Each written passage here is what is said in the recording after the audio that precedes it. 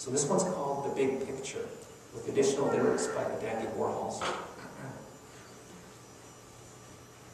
which is an indie group out of Seattle. Their music's awesome.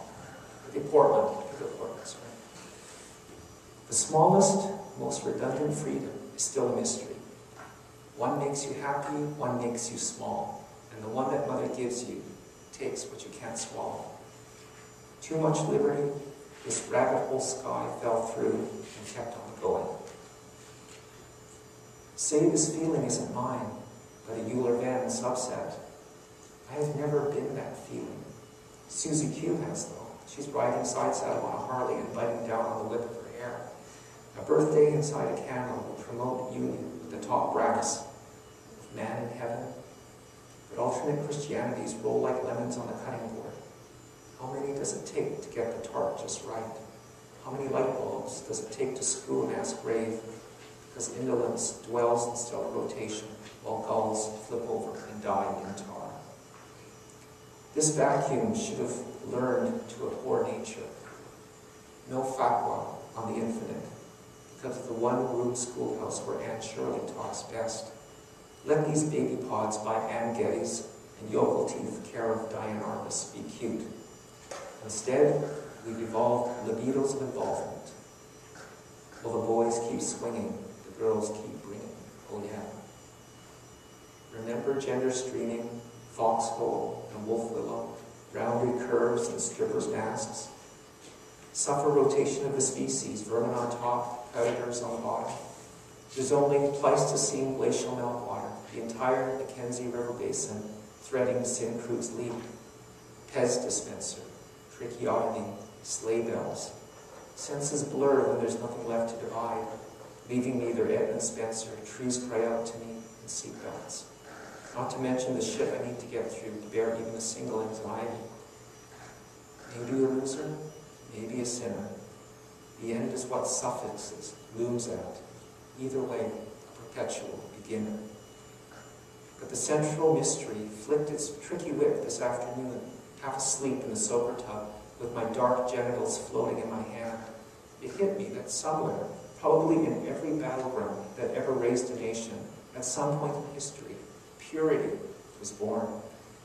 Victors would gather their surviving victims, cut off their genitals and stuff them into each other's moths like a gift exchange. Let's wipe the slate clean and start over, they cheered, mispronouncing their words deliberately, just enough to make their message believable. No faces were impregnated. They saw no sticks, no pasty devil rock star, no soft carnage beneath their feet. The earth told me this as I sat like a translucent orphan in warm water. A branch gets stripped of its cones above the balcony's blue forehead. Its sweet solitary speciates who we are. You get into evil, you're a friend of mine. Quiet introspection, here you are again. Yeah. That's a little different, eh? Let's see. How? If you can talk on this kind. Just, you can talk. Okay. Any questions so far? I have one. Okay. There's one. Yeah. I noticed the pieces from the older published books are more like from your own experiences. Is that something you're breaking away from in your new one here? Yeah, I think I am kind of, because it's almost like writing is such an honest thing. When I write, I can't lie to myself, and so writing this first book was tortuous because it dealt with a lot of issues, like the death of my mother when I was 2, and the whole stepmother thing, you know, and it was a really rough family upbringing because she was a stepmother, and she said that she really didn't feel that we were her children, and so, and I had to write through all that.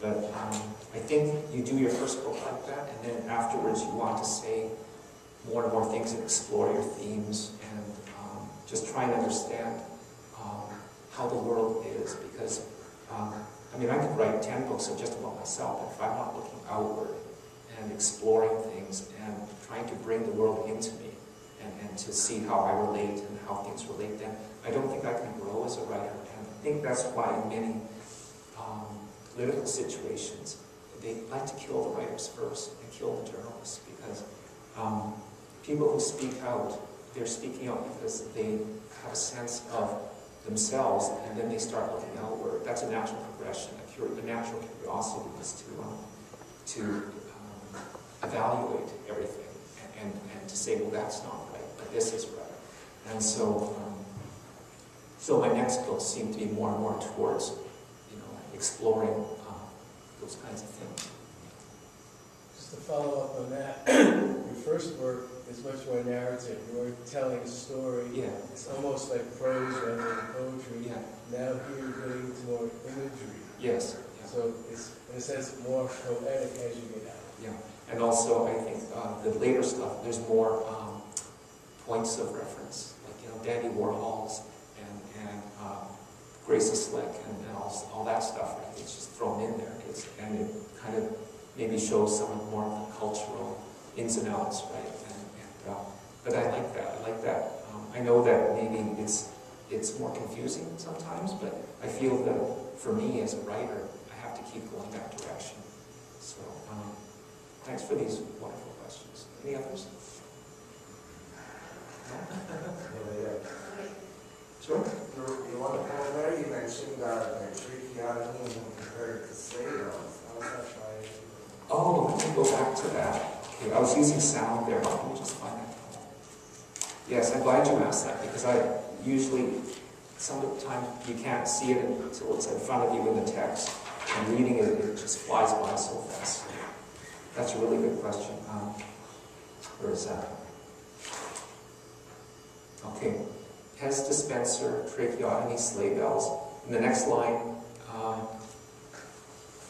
in the distortion that I write, Pez dispenser can sound like Edmund Spencer. Tracheotomy can sound like trees cry out to me, and sleigh bells can sound like seat bells, which is the next line.